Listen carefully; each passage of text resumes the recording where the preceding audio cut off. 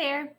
All right, so today we are going to continue learning about those 11 components of fitness. And the next component we are going to talk about is flexibility. And again, just as a reminder, if you're watching these on a day that you are at home, you can click on these images and you can do some workouts to help improve your flexibility that way. So flexibility is the ability to maximize the range of motion at a given joint. And flexibility helps to prevent muscular imbalance. It also allows you to move with ease. It helps reduce the risk of injury, and it's very important during passive movements and where joints sit together.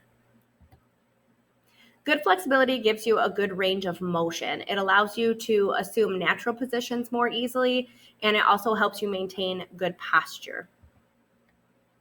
As we age, our joints tend to stiffen up, and this prevents us from doing even everyday tasks. So training for good flexibility can actually help prevent joint-related issues. Consistently training and stretching helps improve the body's flexibility over time. How we're going to measure this in class is through the sit and reach test, and I will explain how you can do that at home here in a little bit and where you record those results. And then how you train it. You can train it through yoga, Pilates, and static stretching exercises. And then static stretching is basically holding a stretch for 30 to 60 seconds. And dynamic stretching is holding a stretch for a few seconds and then repeating for multiple reps. So an example of a static stretch might be, okay, you're holding. You have to hold that for at least 30 seconds. And then a dynamic stretch could be, okay, I'm stretching and then I'm switching and then I'm switching.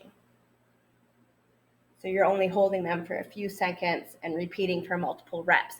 Whenever you stretch one side of your body, you should always stretch the other side of your body because you always want to make yourself even.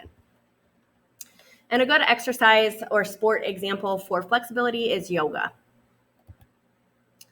The next, number 6 component of fitness is muscular endurance.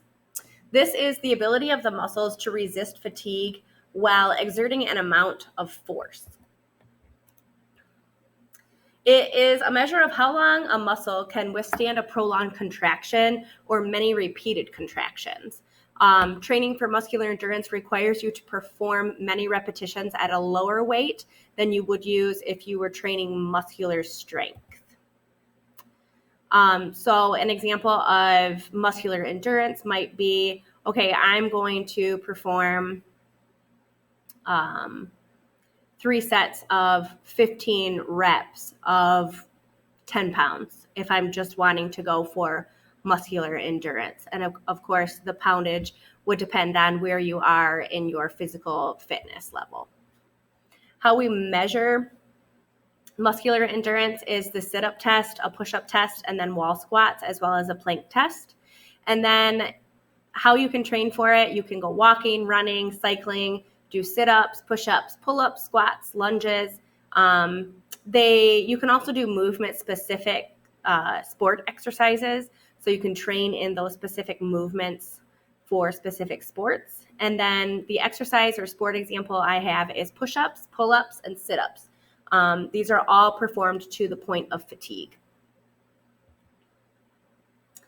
And then the last component of fitness we're going to talk about today is muscular strength. Keep having to move myself around here. So muscular strength is the ability of a muscular unit or combination of muscular units to apply force in a single contraction. Muscles can be strengthened by focusing on lifting more weights and fewer repetitions. So it's the opposite of muscular endurance. If you were trying to focus mostly on strength, then you would lift a heavier amount of weight. So the example I gave before was 10 pounds. So this time maybe I would lift 20 to 30 pounds and I would do it in fewer repetitions. So instead of 3 sets of 10 repetitions, I might do 3 sets of 4 or 5 repetitions. Muscular strength is the maximum force a muscle can produce in a single contraction. It's also known as the 1 rep max. And you should try to incorporate 2 days of strength training per week. How we measure it is through the push-up test, and how you can train it to try to strengthen it is lifting weights, working with resistance bands, climbing stairs, hill walking, hiking, cycling, dancing, push-ups, sit-ups, squats, and yoga. This semester, we're going to focus a lot on using our own body weight to help increase our muscular strength, because we are not allowed to use the weight room due to the coronavirus. So we're going to be doing quite a few exercises. You're going to learn some exercises that you can do just using your own body weight to help improve that component of fitness. And then for the exercise or sport example, bench press, leg press, bicep curl, and loaded squats. All right, so now is the time for you to go back to your HyperDoc and click on the next activity.